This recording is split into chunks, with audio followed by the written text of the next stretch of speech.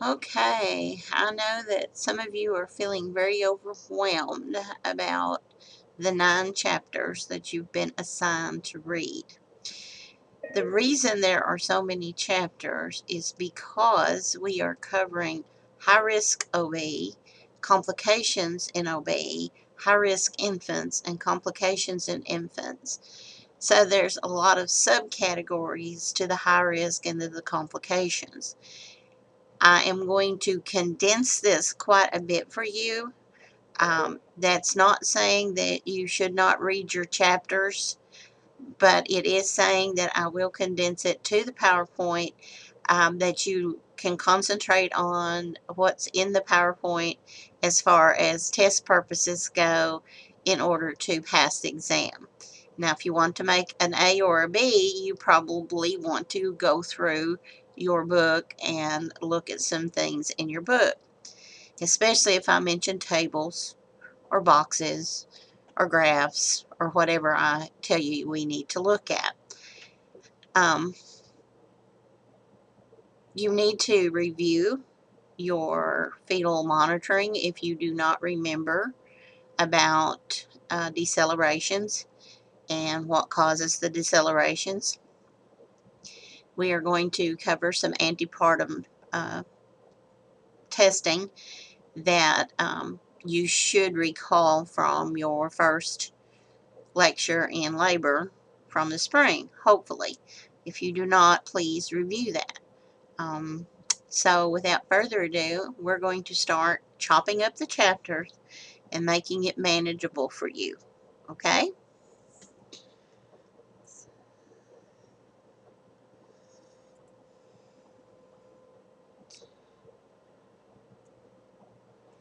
I do not know what that is there for.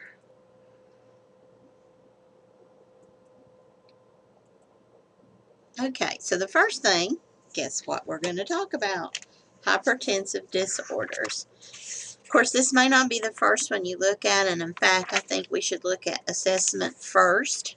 So I'm going to put this as, save it as your part 2, or hypertensive disorders, because you need to know how to assess for these high-risk patients before you just hop right into the high-risk patients. And that does review your some of your fetal monitoring. So I have gone through and read all these chapters, and there have been some changes in some of the things that they have done as far as diagnosing and treatment. So we're going to talk about all these things, but we're going to try to keep it in a condensed manner and what's the most important thing to know about each disorder. So the first thing about hypertensive disorders is that you have different classifications. Gestational hypertension, or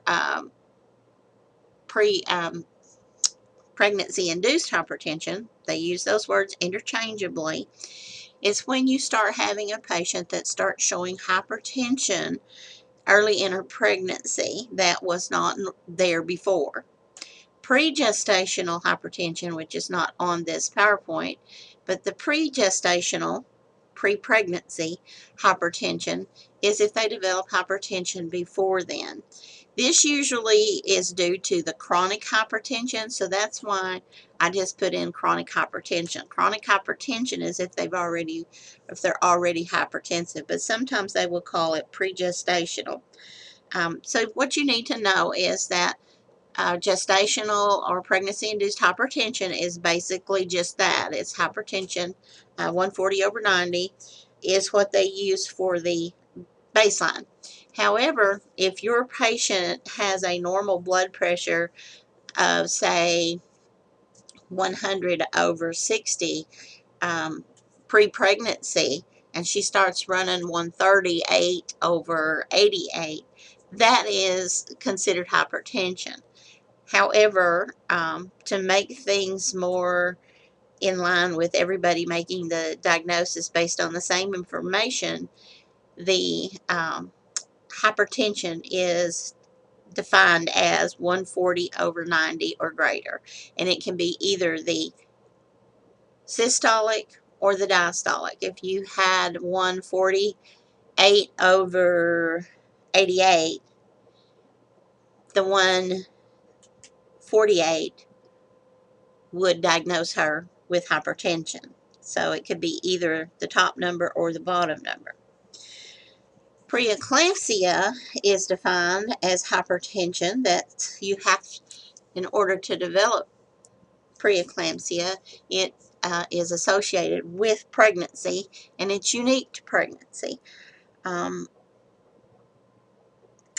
What defines preeclampsia is the blood pressure of 140/90, and usually what diagnoses it as preeclampsia is that they start having protein in their urine, and they start having edema in their face or in other areas.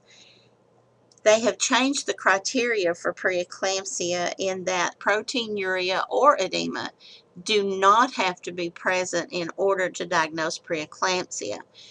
Diagnosing of preeclampsia is done now with the hypertension and some blood work. The liver and renal functions are tested to see if they are preeclamptic. However, we are going to continue with if they have protein in their urine, and if they have edema, and if they have hypertension, they are going to be considered preeclamptic. They will go further with testing to see how much preeclampsia there is. That is going to be, we're going to talk more about these in depth. Eclampsia is preeclampsia that develops with seizures. You'll have seizures coming on with eclampsia. And then, of course, the chronic hypertensions, if they've been hypertensive before they become pregnant, maybe they're on hypertensive medications that they may or may not continue during pregnancy. And then, of course, people with chronic hypertension are at a high risk to develop superimposed preeclampsia. They may develop the proteinuria, the edema, and the liver and renal functions disorders. So we will talk about each one of those in depth. What I want you to remember about gestational or pregnancy-induced hypertension, the onset is generally after the 20 weeks gestation. In order for us to diagnose it, we must take their blood pressures at least 6 hours apart, but your book recommends that we take them at least 4 hours apart. So this is something that was changed in there. So in order to diagnose it, you must take the blood pressure twice, at least 4 hours apart. It used to be 6 so that it gave them time to relax and hopefully the blood pressure go down from them being so tense about seeing the doctor, what they call white coat hypertension. So if you take someone's blood pressure in the office or at the hospital and it is 150/92, you would need to take it again in 4 hours. And if it still meets the criteria of hypertension, 140/90 or greater, then we can diagnose pregnancy-induced hypertension. However, if you take it the second time and it is a normal blood pressure for her, say 110/64, then she's not diagnosed with pregnancy-induced hypertension. She's just had an episode of hypertension from either being nervous or whatever that caused it to be increased. Maybe she's upset about something. So be sure that you go by that criteria for gestational or pregnancy-induced hypertension. Those are both the same thing, used interchangeably. We see an increased risk for C-sections with these moms because we worry about their hypertension and how that affects our fetus. Usually causes our placenta to not be perfused enough. The placenta does not have enough nutrients and oxygen to supply the baby.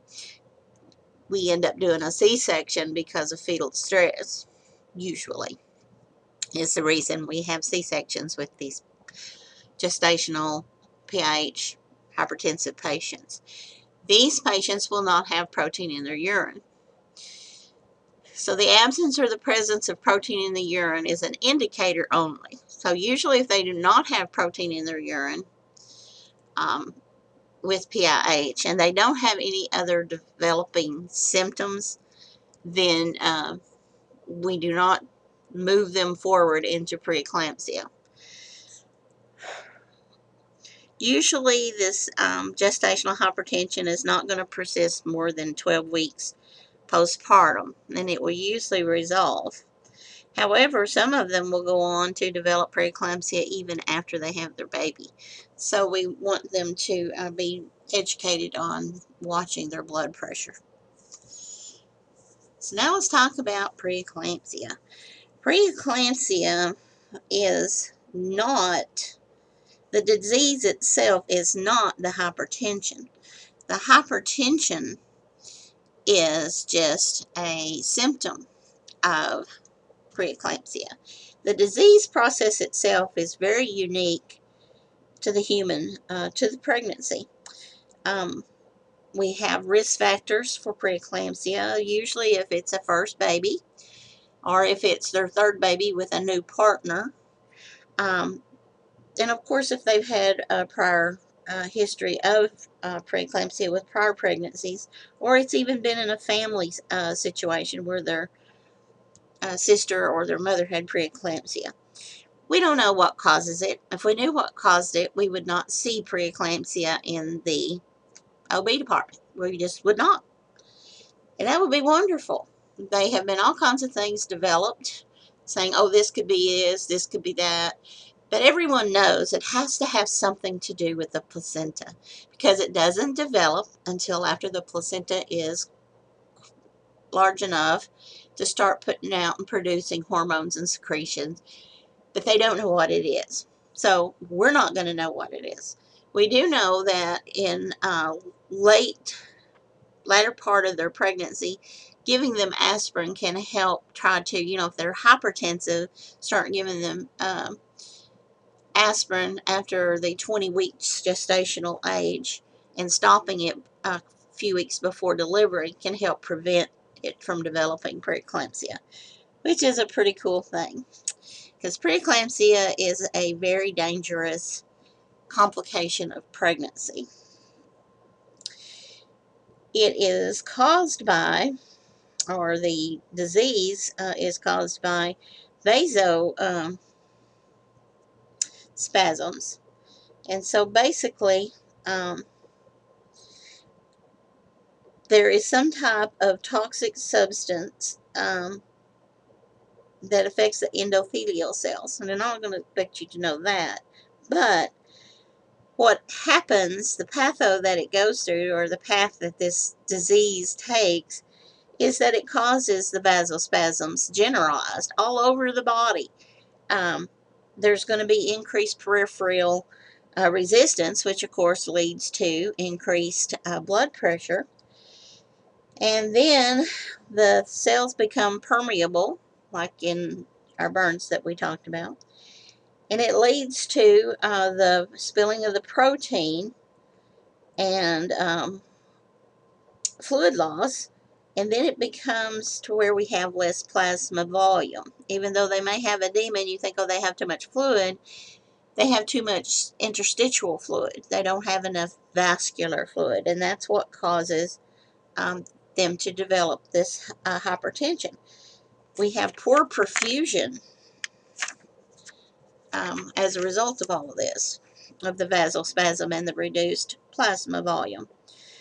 We also have, so when we have this reduced plasma volume, it works just like it did with the burns. When we have decreased plasma volume, decreased fluid volume, we're going to see a decrease in the amount of oxygen and things that reach the organs in the body. We're going to have reduced renal, we're going to have reduced liver functions, we're going to have neurological complications, we're going to see all those things.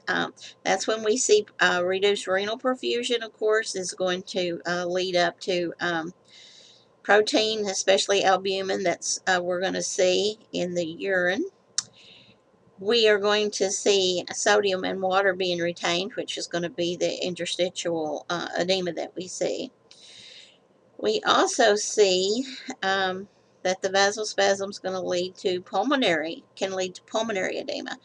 So we really have to listen to those lungs, and we should be listening to those lungs every 2 to 4 hours, depending on if it has severe features or not. And we'll talk about that in just a little bit. Some of the neurological complications are going to be things that we're going to look for that's going to tell us about preeclampsia are things such as, do they have a headache? Do they have hyperreflexia? Do they have ankylosing? Are we developing into seizures? These things are going to, you always want to ask a patient who you know is hypertensive when they call and they say they've got a headache. You want to go ahead and ask them, do you see spots? Do you see any blurring of your vision? Are you having any epigastric pain? Because these are all parts of the severe features that we're going to be looking at. And again, your book, strangely, has gone through this in kind of a choppy way.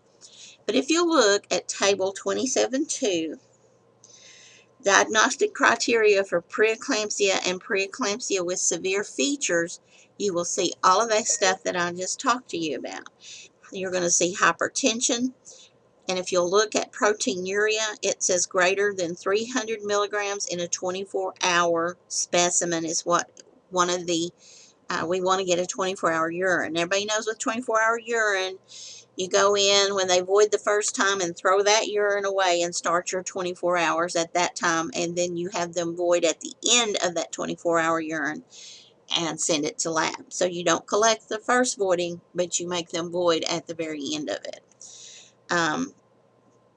We used to require that it be over 500 milligrams of proteinuria in a 24-hour urine to be considered severe preeclampsia. They've changed that to preeclampsia with severe features, and they no longer require this. If the 300 milligrams is present, that's enough for it to be severe. So that's not going to affect whether it's got severe features or whether it does not. Now, your thrombocytopenia is going to be less than 100,000 platelet count. Also, you're going to be doing liver function tests, so you're going to see liver enzymes are going to be higher. Epigastric pain is going to possibly accompany that. Of course, with your renal insufficiency, and although we've not had a renal yet, you need to know that the creatinine will be greater than 1.1 milligram per deciliter. And then if it continues to rise, then that is going to be indicative of severe features. Pulmonary edema and your cerebral visual disturbances are going to be in the severe features. It's not going to be in just plain preeclampsia. That's why you want to ask anyone that's been diagnosed with preeclampsia, are they developing these symptoms of visual problems? Are they developing headaches? Are they developing epigastric pain? These are things that you want to look out for. So here I've kind of broken it down for you. We've talked about this, the blood pressure. This used to be called mild preeclampsia, and this is preeclampsia with severe features.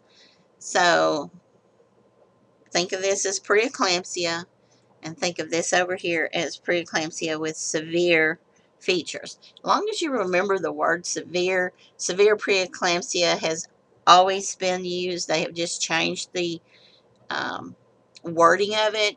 So you may actually see some of your test questions on the board saying severe preeclampsia. It is the same thing as preeclampsia with severe features. So don't let that throw you. Your blood pressure has to be present on 2 occasions, at least 4 to 6 hours apart, and your book wants to go with 4, but I still believe that it's 4 to 6 hours apart. Has to be present on both of them. So remember what we talked about that.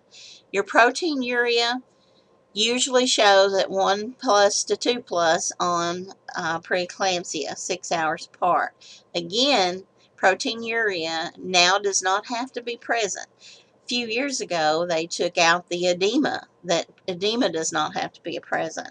So really, the things that characterized preeclampsia, such as the blood pressure, protein in the urine, and edema, they have taken away the that you have to have proteinuria and edema. You don't have to have either one of those to develop preeclampsia. However, it is a classic sign of preeclampsia. If you've got someone having protein in their urine and they're starting to have edema, you pretty well know that they're developing or have developed preeclampsia. And of course, they're going to have a rapid weight gain because they are retaining sodium and fluid. When we get into this preeclampsia with severe features, we see a systolic of 160 and a diastolic of 110 or greater. So when you start seeing blood pressures that high, it's preeclampsia with severe features. That means those vasospasms and the peripheral resistance has gotten worse. And our body has tried to compensate by increasing the blood pressure.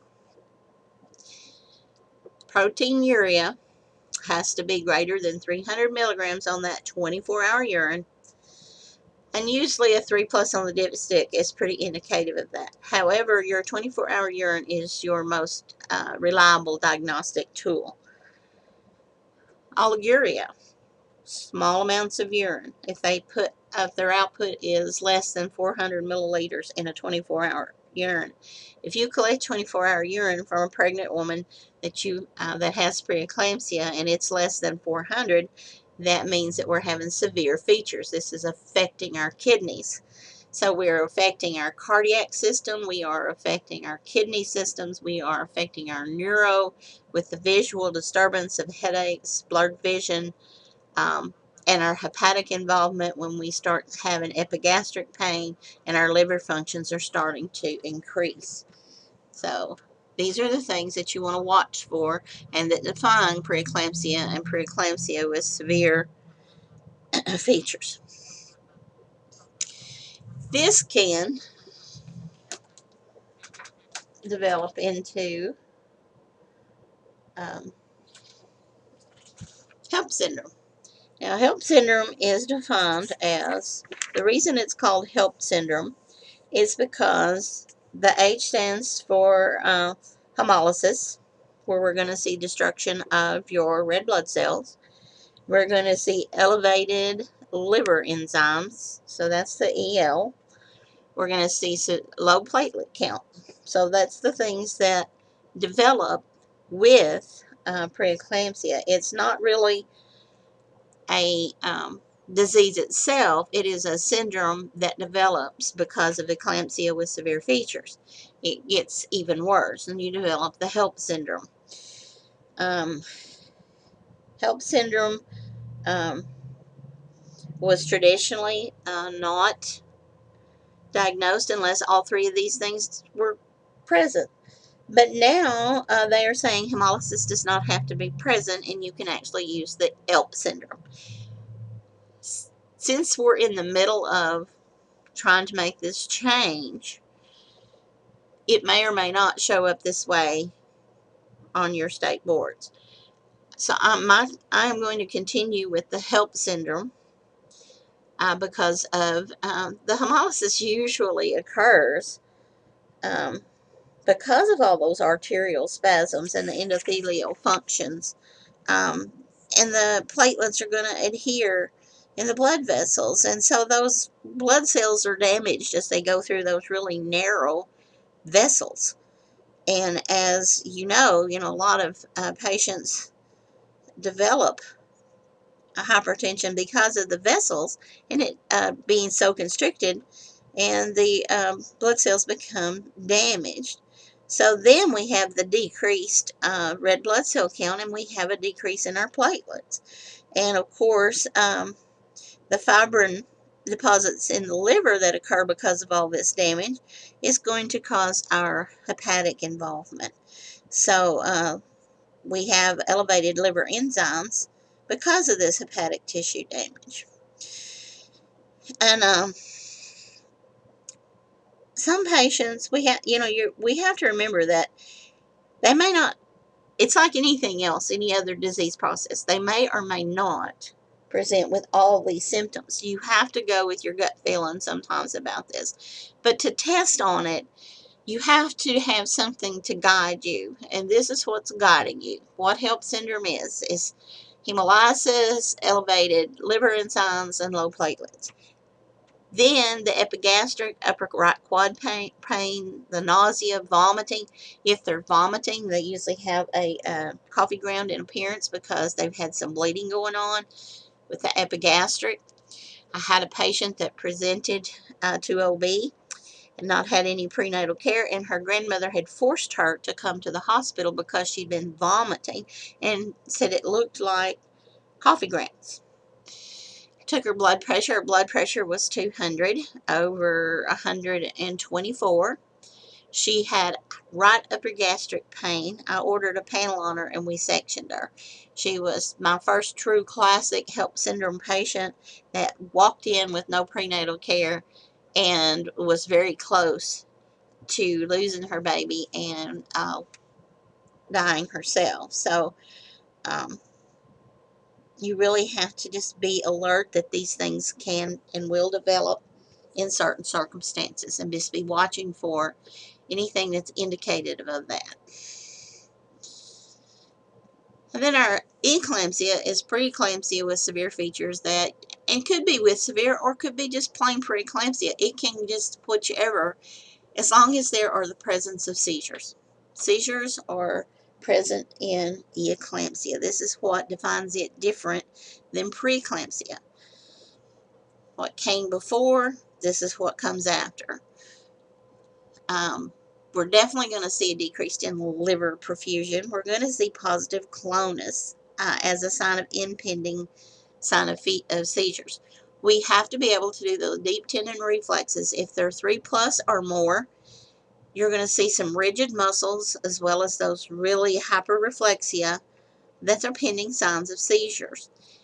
So remember that in physical assessment, we learn how to do deep tendon reflexes with the brachial or the patellar is usually what we use, whichever's more convenient for you and whichever one you can do better. You can do the biceps, the brachial radial, you can do the triceps. Most people will usually do the patellar.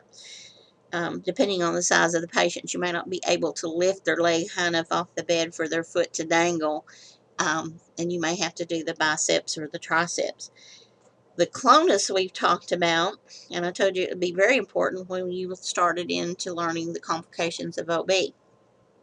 And this is why a positive clonus is an impending sign of seizures. How you do the clonus is that you take the palmars, hold the calf of the lower calf of the foot of the leg, and then you take the foot and you dorsiflex it back. And you dorsiflex it back, and then you release it. And as you're holding on to it, you can either hold it or just release it.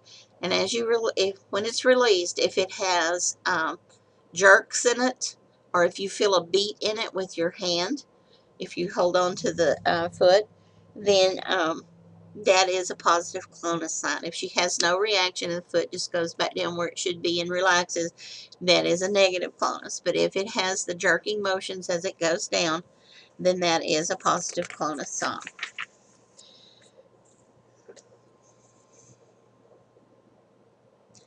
So how are we going to take care of these patients? Which is one of the most important things when you have a patient that has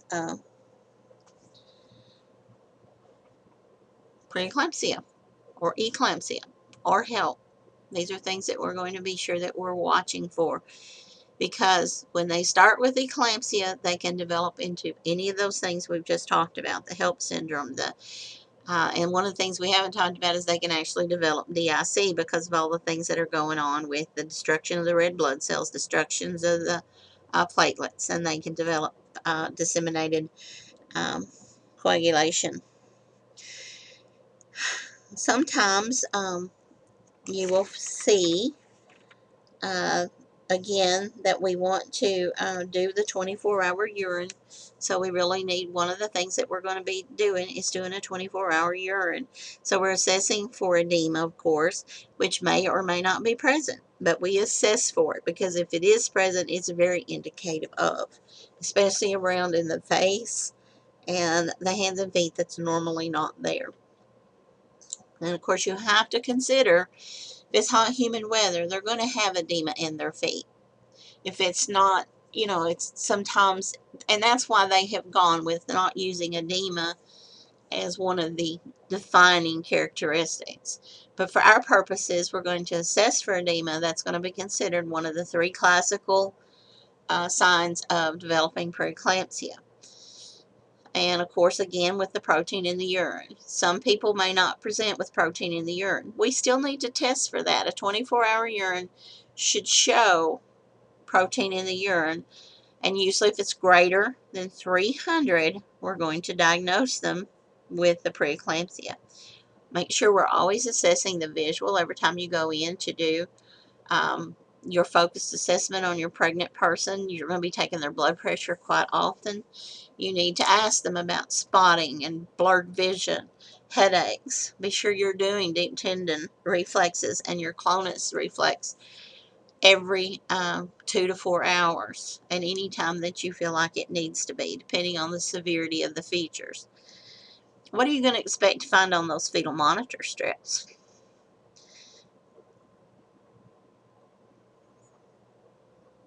If our patient is preeclamptic and they have hypertension reduces the blood flow to the placenta. If blood flow is decreased to the placenta, we have placental insufficiency. If we have placental insufficiency, we will be seeing what type of decelerations? We will usually be seeing late decelerations. Now, what if they're not in labor? If they're not having contractions, we can't call them late decelerations.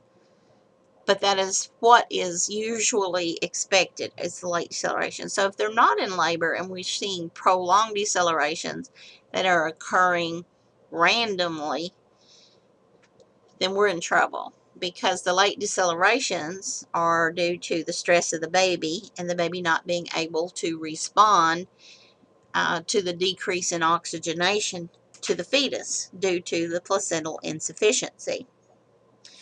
So usually we're going to see patients preeclampsia and ending up having a cesarean, or they usually end up being induced, and then if the induction is not successful, then it ends up being a C-section.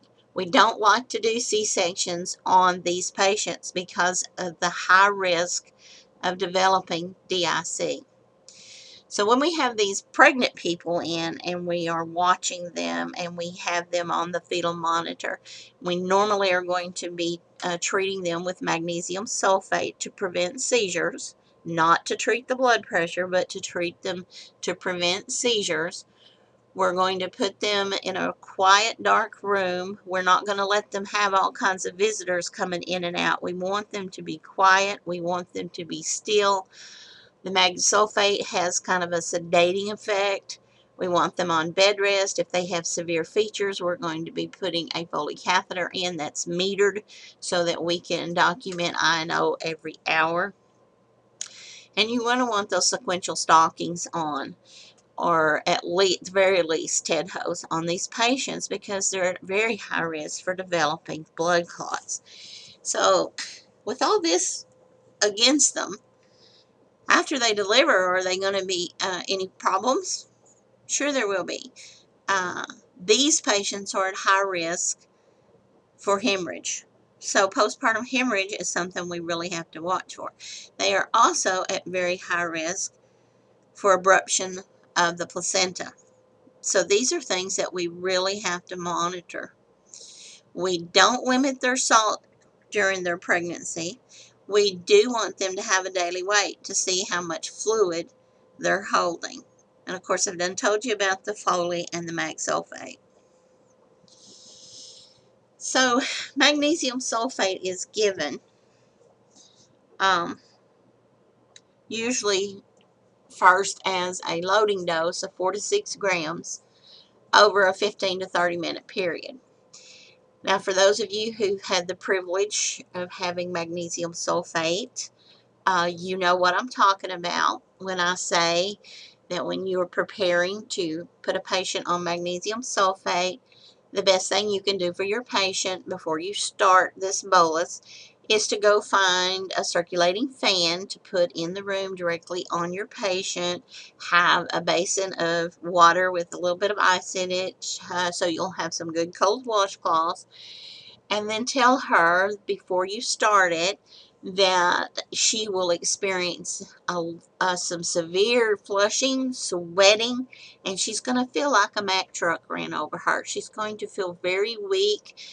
And if you don't prepare her for this, she's going to think she's dying when you give this bolus.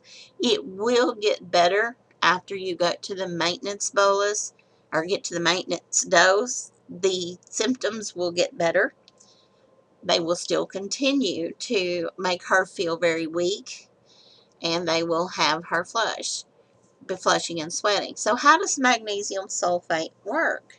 Well, it is a smooth muscle relaxer, so it relaxes out, hopefully, those vessels that are so constricted.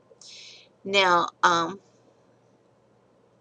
the thing about magnesium sulfate is that you may or may not see a decrease in the blood pressure, but it's not given to decrease the blood pressure. This is not what it's given for. The only thing that it does is it prevents them from having a seizure, hopefully. Sometimes they will go ahead and have a seizure on magnesium sulfate, and then you bolus in more magnesium sulfate, and then if they continue to have seizure, then you will start looking at alternate drugs.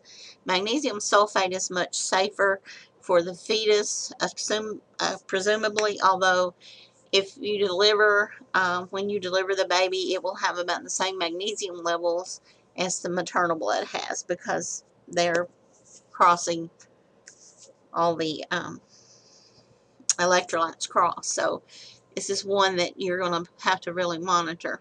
You know, it works when you don't have any seizures. And we have to do fetal heart rate, deep tendon reflexes, and vital signs every 15 to 30 minutes. And of course, we're going to do I&O every hour.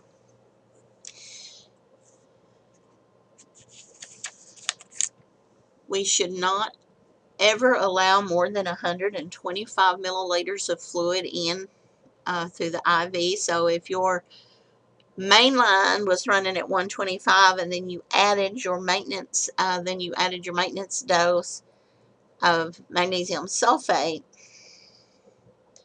which usually runs at around 50, you're going to be running your primary line at 75, and you're going to run your magnesium sulfate at 50, totaling 125. If you increase the magnesium sulfate, you have to decrease the primary rate. Always do magnesium and calcium levels. This is a standard of care. There are some of your doctors and some of your nurses that will say there's no reason to do mag levels and calcium levels if you are assessing your patient appropriately during the assessment times, doing those deep tendon reflexes. Watching respirations is a big thing. Hypotension is something else that you may be looking for.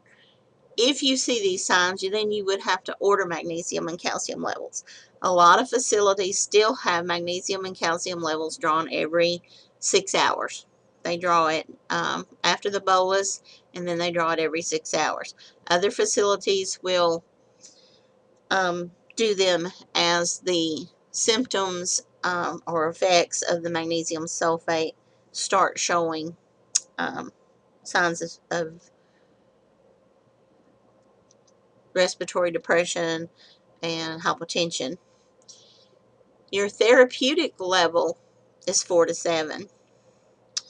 You will have lab calling you because the normal level for magnesium sulfate is not 4 to 7. This is a very high level of magnesium sulfate. So usually your normal levels are around 2 to 3.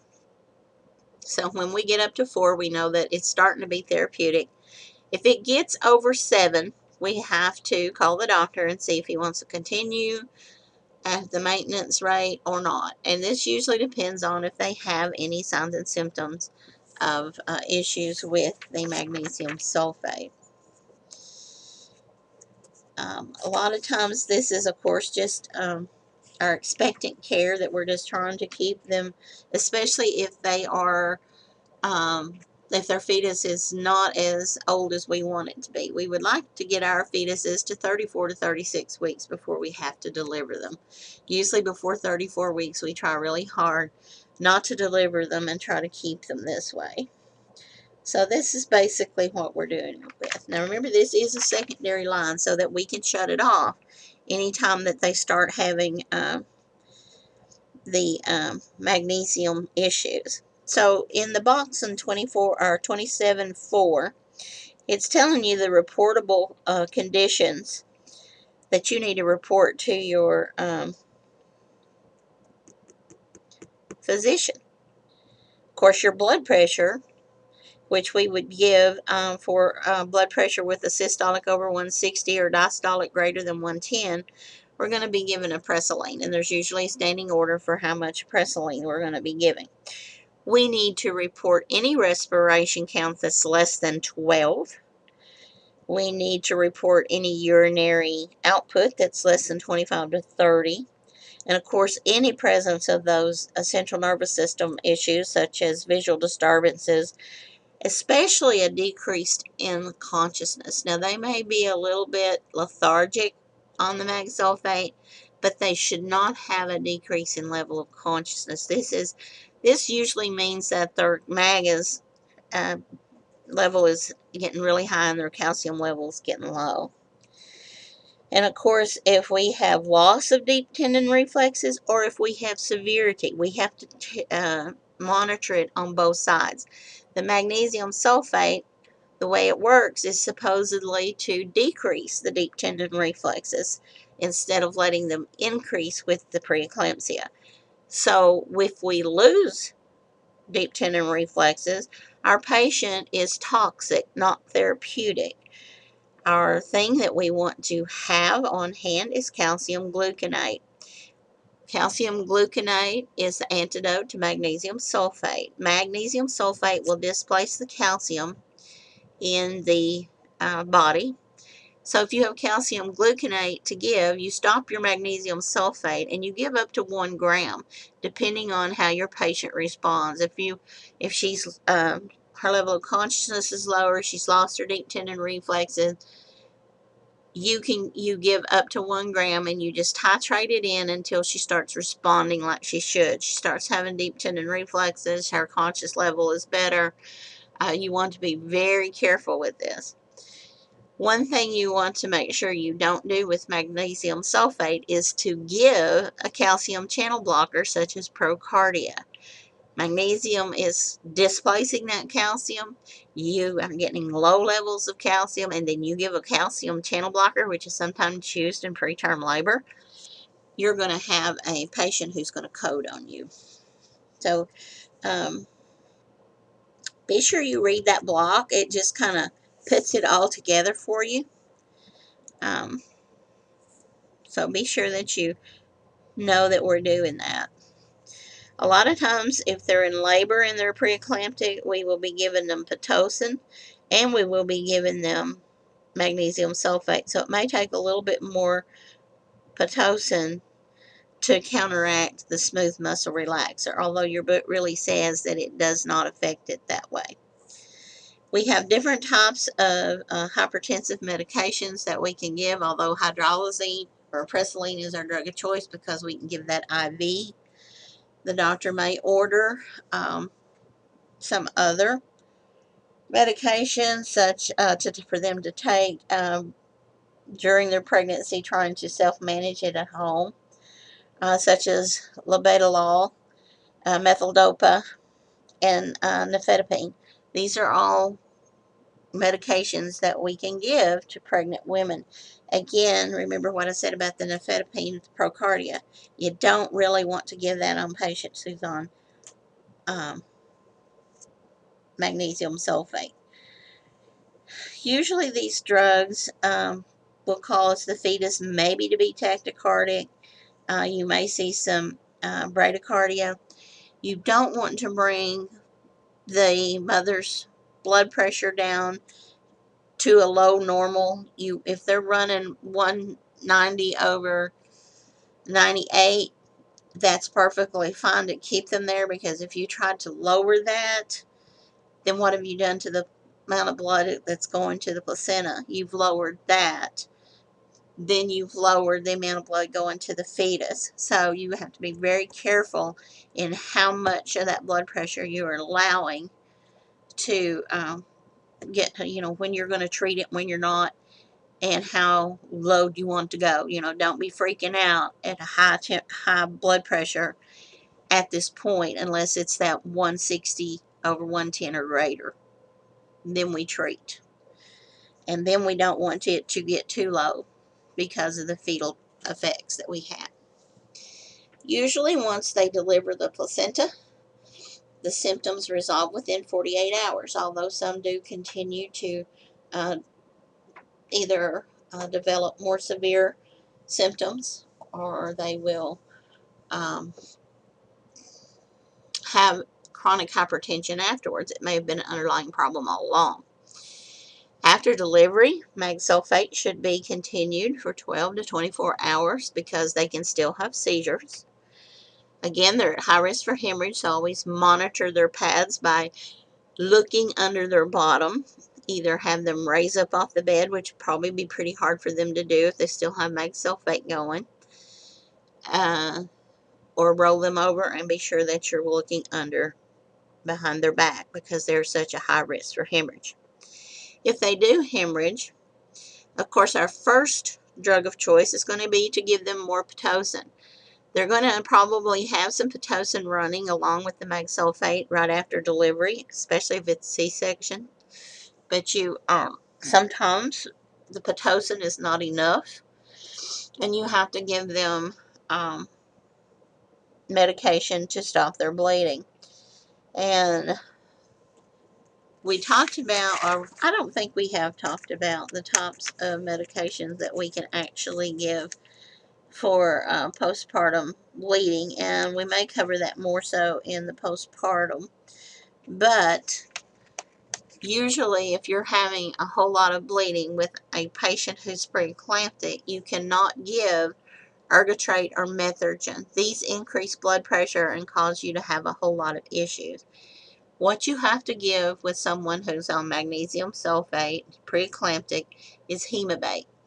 Hemobate has a really awful side effect of nausea, vomiting, and diarrhea, but it's the only drug that's safe to use with preeclamptic patients. So most doctors will normally just order Hemobate, and then you have to deal with all the other stuff. But if you have a preeclamptic patient and your doctor says bring some methergin, you need to question that order, or ergotrates, any of the ergines.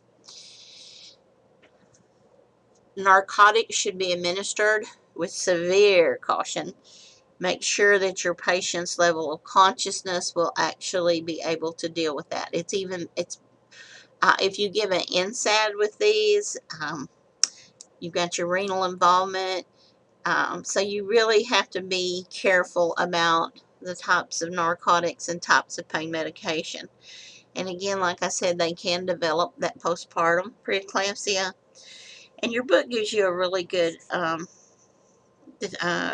DIC works on 657, how it develops. But basically it's because of all the hemolysis that occurs, and the red blood cells and the platelets are destroyed. We have low platelets, and we have fibrin, we have clotting occurring, trying to because of our low platelet, and then we have little bitty clots developing all over the place. And usually the way they treat this is they have to give them heparin to stop the clotting effect and be able to correct what's going on with the eclampsia. So or preeclampsia.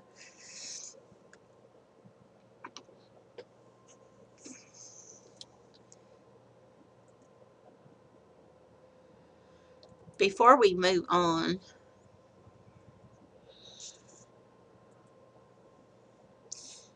even before this, I want to go back.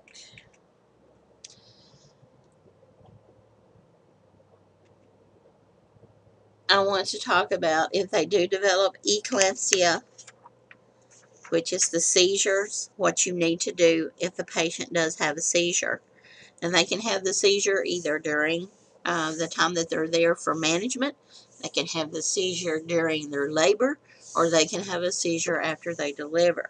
So what you really need to know about what you're looking for is usually you're going to start seeing all those signs and symptoms we talked about, the headache, the blurred vision.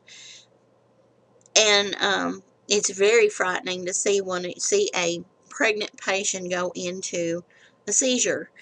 Usually they start out with the tonic contractions where their arms are flexed, their hands are clenched, they're just really, their body's just all tightened up, and then they will have the tonic-clonic convulsion.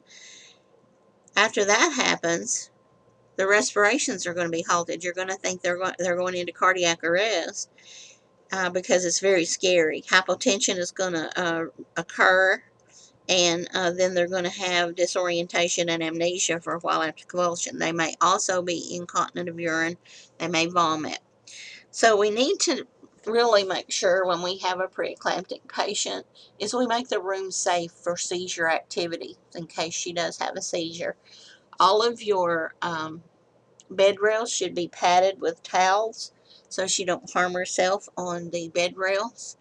You should have make sure that you are checking all her deep tendon reflexes and being right on top of those symptoms that are going to, especially the clonus, that may tell you that she's going to have that seizure. You never ever leave her alone. You call out for help. You don't hold her down. You try to put her on her side if you can, not only to keep her from aspirating, but also to keep the baby oxygenated. You're going to see some severe effects on the fetus, usually have some late decelerations, maybe even a sinusoidal pattern, because the baby is affected with this seizure activity. So try to put her on her side, and then make sure that you document how long the seizure lasted. Make sure you document whether or not she had loss of urine. And of course assess her uterine contractions. Make sure you check to see if her water has broken. It may not be urine, it may be amniotic fluid. Um, you may even have to put her in restraints if she becomes combative. You don't do a cesarean simply because she had a seizure. We really prefer to do vaginal delivery.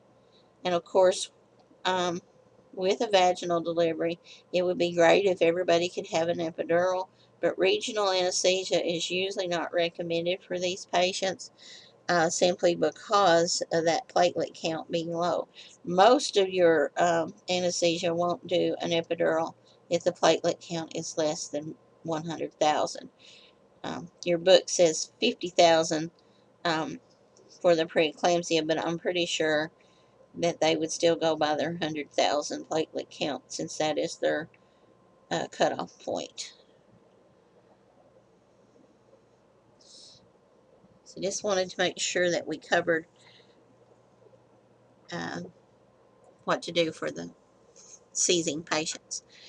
So what's going to happen when we deliver with our infant? The infant's at risk for respiratory depression because of those MAG levels. Remember I told you if mom's MAG level is 6.4, baby's is going to be 6.4. Where should it be? It should be around 2. So we really don't want to see this happen, but this is where we're weighing the benefits and the risk. We're protecting mother, and it's going to affect the baby, but we have to protect the mother or the baby's going to be at even more risk. So be prepared for resuscitation of the infant. Teach your mom that, hey, we've got you on magnesium sulfate. your respirations are low. That's what magnesium sulfate does. It does cross the placenta, and we may have to provide some resuscitative measures to the infants.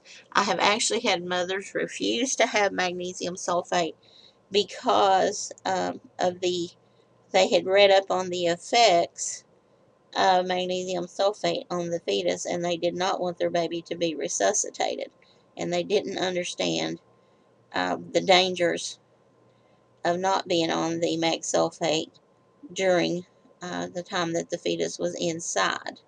So it may even increase bilirubin. Your baby may have a high bilirubin level. The baby will definitely have a poor muscle tone. So if you've got poor muscle tone and things like that going on, your Apgar's not going to be very good on the first minute, maybe not even on the 5 minute. You may have to do a 10-minute Apgar. During the pregnancy, because of the decreased amount of nutrients and things that are going to the placenta, you're going to see IUGR, or intrauterine growth restriction. And it also is going to affect their gag reflex, so they may have difficulty eating, sucking and swallowing until the magnesium levels drop.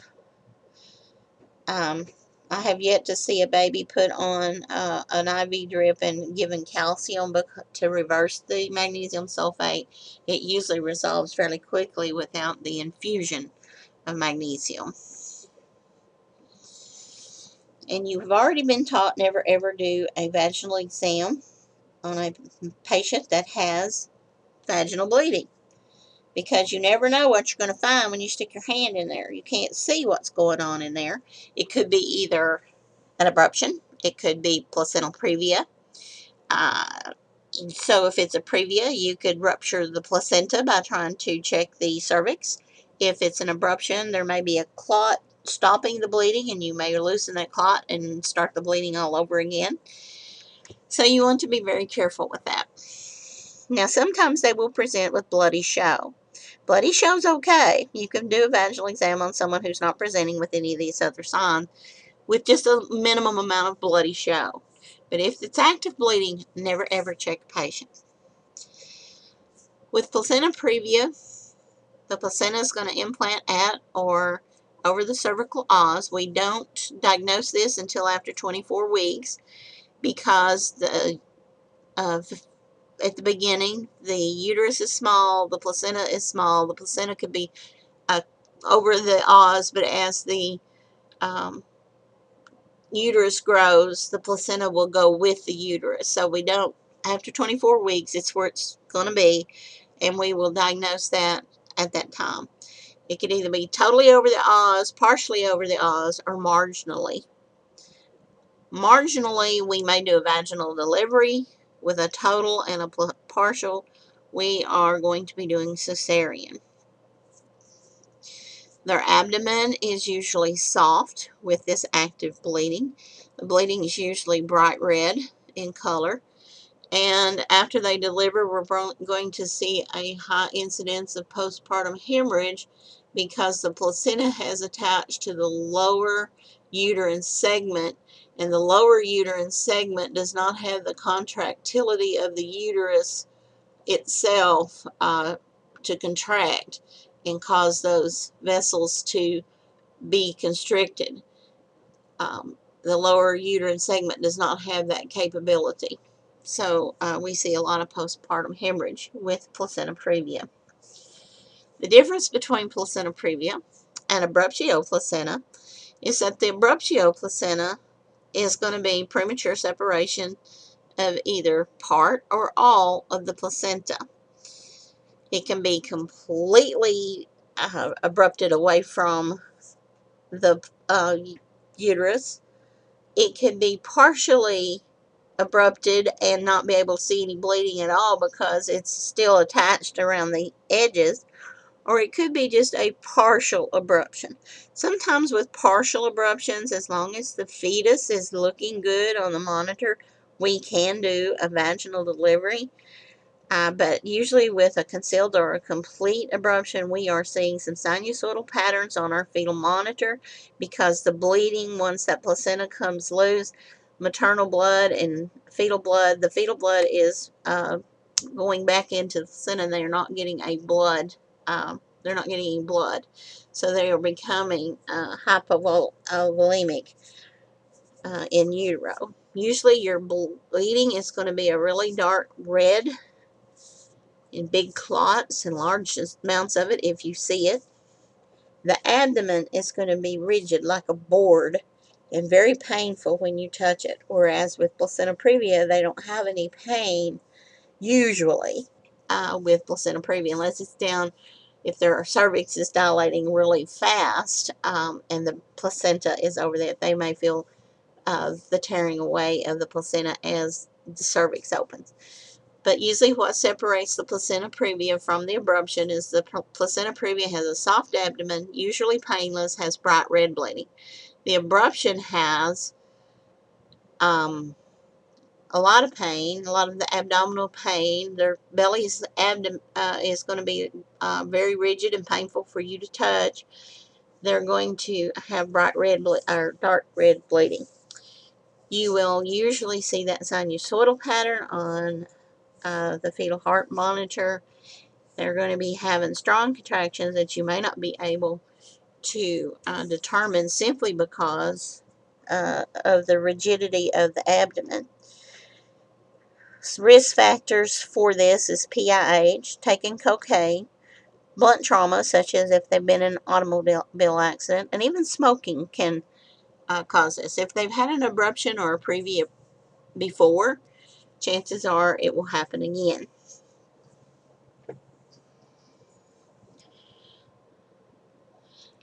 Also included in the hypertension disorders, and why I don't know, is the incomplete cervix, usually premature dilation of the cervix. Usually, this is the biggest culprit of late trimester losses. The cervix will dilate, and they have no pain. It's very passive. They have no control over it. Usually, if they have an incompetent cervix that's just been, we try to do bed rest, hydration, tocolytics, which we'll talk about more so in preterm labor. A McDonald cerclage is usually done at 12 to 14 weeks, which is sort of like taking a shoestring and sewing it around the cervix. Once they go into labor, this has to be removed so that the cervix can dilate without ripping and tearing. They're at risk for premature rupture of membranes, preterm labor, and even chorioamnioitis when they have this done.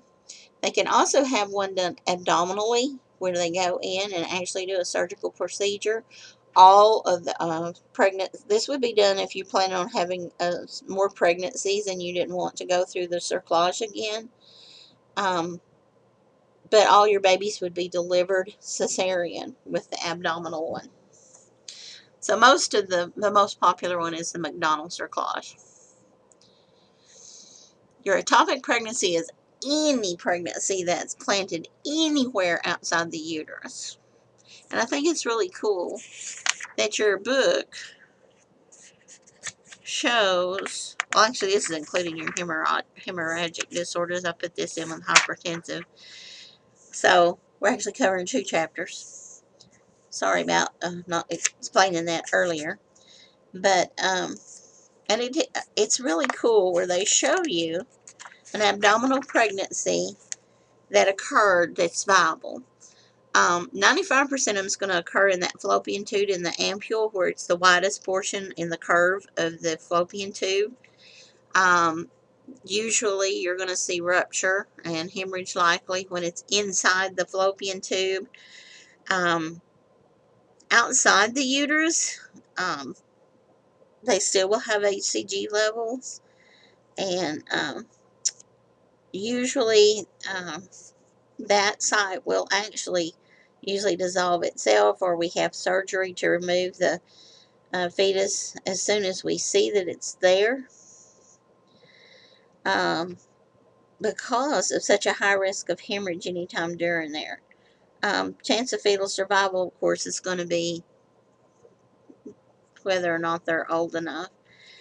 A lot of anomalies can occur because there's no uterus to protect the baby, and just the amniotic sac is the only thing that keeps the baby separated from the other organs of the body. This one, the placenta had attached to the uterine tube and right ovary, which I'm sure was a very painful thing for her. A lot of times, if the placenta can't attach to anything, there is no way that the baby's going to the pregnancy's going to develop. So usually before rupture of an ectopic pregnancy in the tube, you're going to see abdominal pain, delayed menses, and abnormal vaginal bleeding. Usually about 6 to 8 weeks after implantation, or after after not implantation, but after fertilization. Remember, I've said this a dozen times, especially when we were studying the ER thing. Any woman of childbearing age that presents with abdominal pain should always be suspect of an ectopic pregnancy, and this is an emergency situation because all the bleeding that occurs can cause them to have hypovolemia shock. So you really want to make sure that you are monitoring this patient.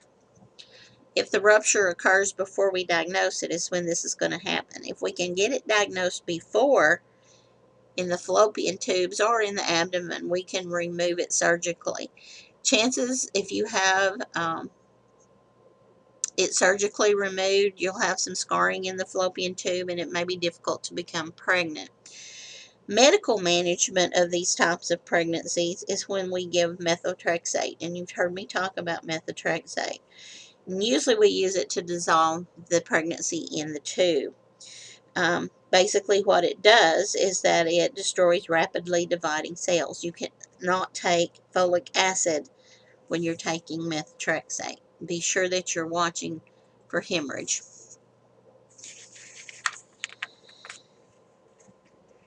Hydatiform Mo is a little bit different treatment for them, even though we will be using methotrexate for this one. We have a complete Mo, or we have a partial mole. The complete mole does not contain fetal parts. It's where the egg didn't have a nucleus, and the only thing that reproduced itself was the male portion of the sperm. The partial mole is where we had maybe 2 or more sperm fertilizing an egg, which, you know, you're not supposed to be able to, once one sperm goes in, they're not supposed to be any more go in. But there are times when they go in at exactly the same time. And usually what you see in these moles are embryonic parts and maybe even amniotic sac. Our HCG levels are real important for us to monitor, because once this develops, and even after we get rid of it, it can still lead to choriocarcinoma. So there's pictures in your book that shows you what it looks like. They're little grape-like clusters that you see, and sometimes they will pass on their own and sometimes they won't, but we really need to be sure that we are going to identify these. One of the things, or a couple of things that tells us this is developing, is our HCG levels are higher than they should be. If you'll remember, the HCG levels go up really high until their gestational age is around 10 to 12 weeks. It starts going back down. With these, it doesn't go back down. It just continues to rise. So if you have rising HCG levels when it's supposed to be going down, highly indicative of hydatiform mole. If you've got a patient who's 20 weeks gestation and her abdomen her fundus is measuring at 24 weeks gestation, that's another thing. If they're having a larger uterus for gestational age and high levels of HCG, are 2 of your classic signs of possible hydatiform mole. So they are going to have a lot of problems with this. They're going to have anemia. The high HCG levels cause them to have a lot of nausea and vomiting, and of course cramping. can also cause them to develop preeclampsia. And a lot of times a high datiform mole will cause them to have these symptoms of preeclampsia before 24 weeks. We do suction curettage or dilation and curettage to get rid of the mole. And or we can use methotrexate to help dissolve them. But it's fairly easy to just go in and do a suction. If our mom is negative, Rh negative, she has to have a RhoGAM workup. And they have to continue to have their HCG levels drawn. They have to have their HCG levels, has to be checked weekly until it decreases to normal and is normal for at least 3 weeks consecutively. Then they will do monthly measures for at least 6 months. And then they will usually they will do follow-up in a year's period of time. So they have to have a lot of HCG levels drawn after the removal of that. We want them to take oral contraceptives because we don't want them to get pregnant and have the HCG levels affected. And you need to explain that to the patient that they need to be taken. We prefer them to have oral contraceptives. We contraindicated to have an IUD because of the possibility of all of the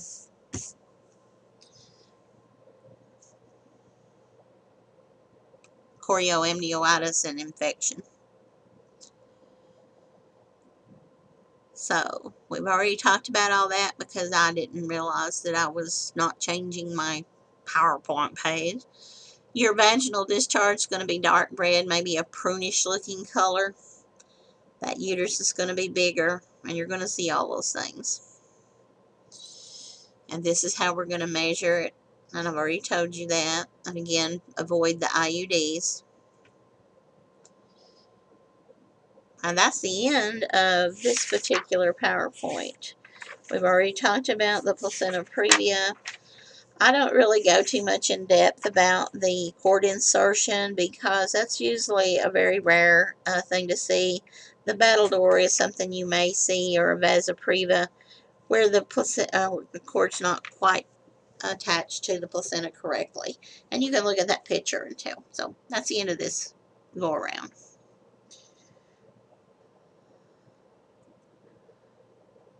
Oh, let's see. We don't want to do that just yet. We just want to minimize it. All right.